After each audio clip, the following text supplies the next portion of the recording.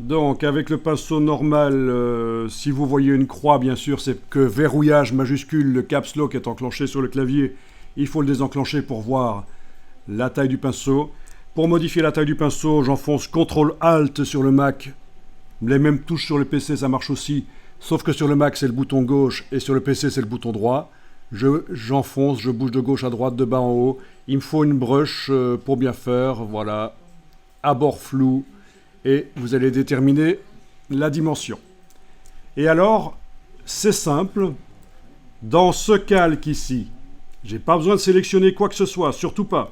Dans ce calque, si je dessine en gris clair, par exemple ici j'ai pris un gris clair, voilà, vous voyez ce que ça fait?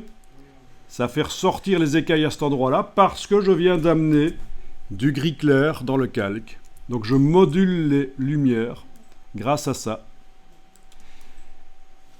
Si j'utilise du gris foncé, ça va assombrir là où je passe. Donc en fait, j'assombris la photo d'en dessous et le réglage seuil me montre, voilà, uniquement 2 niveaux. Voilà, il faut jouer avec ça, il faut chipoter un peu pour arriver à obtenir un résultat intéressant. Donc je vous rappelle que le but, c'est que, n'hésitez pas à faire du CTRL-Z, hein. Le but, c'est de faire les écailles, finalement.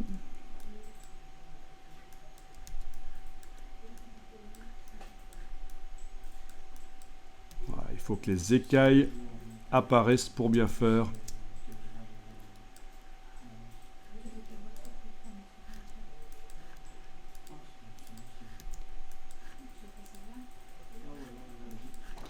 Bon, faut pas être perfectionniste, mais voilà, vous avez l'idée.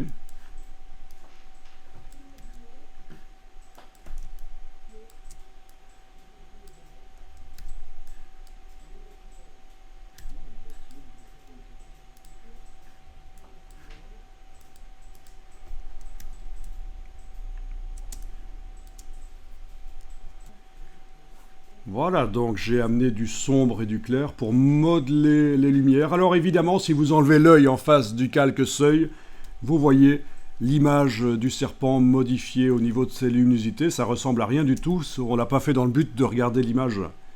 Si vous enlevez l'œil en face de calque 1 et vous le remettez maintenant, vous allez voir avec et sans. Voilà. Et donc, c'est ça qu'on a fait, on a modifié les luminosités, mais le but c'était de voir l'image à travers le réglage seuil que je réaffiche là. Voilà, vous allez enregistrer ça.